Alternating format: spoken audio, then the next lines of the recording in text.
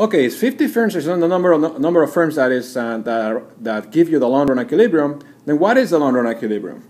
So let's try that to find that out now with the same cost function and demand curve. And remember that now we are going to try to find the equilibrium Q, long run equilibrium Q, the long run equilibrium price, the long run equilibrium quantity at the firm level, and furthermore, how many firms will be in the long run equilibrium. We know that right now we have 50 firms, so there's probably going to be less than 50 firms, but how many firms? Well, to start with, we have these two functions, which we already know that we can solve because we have 1, 2, 3, and 4 equations here, four unknowns and only 2 equations, so we need more equations. So what do we know about the long run equilibrium? Well, we know that at the long run equilibrium, the price equals the average total cost. And furthermore, we know that the marginal cost equals the average total cost at the firm level. So these 2 equations will give us enough information for us to solve for all these variables. So let's start with this one here, right? Marginal cost equals ATC.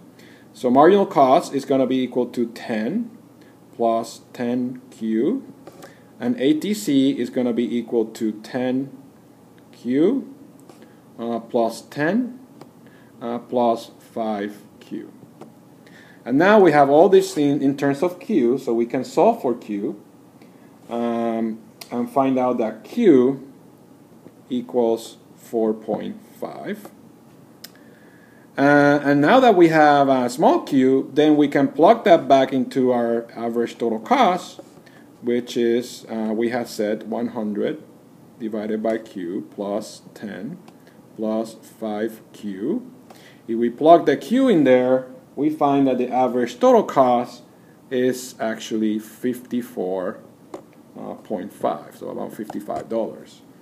So we're already in good shape because the average total cost when it's a lot less than it was when we have 50 firms, which means that we are kind of to the left of the average total cost curve. So now that we have the average total cost, we know the price is also equals to average total cost, 54.5. So that means that we can replace that 54.5 for that P into our demand equation. So that's going to be equal to 100 minus 2 big Q to find the value of big Q, which turns out to be 22.75, around 23 units. So so now that we know that, we just found the market quantity, which is 22.5. We found the price, which is 54.5. We found the small q, which is 4.5. So now the only thing we have left is to find the number of firms, which we hope is going to be a lot less than 50. So we know that the number of firms, let's do that. Why don't I do that in black? Let's do that in red. Let's do that in black. Number of firms is going to be equal to the quantity at the market level divided by the firm quantity, and the market quantity is 22.75, and the firm quantity is 4.5. So we know that the number of firms is going to be equal to around 5.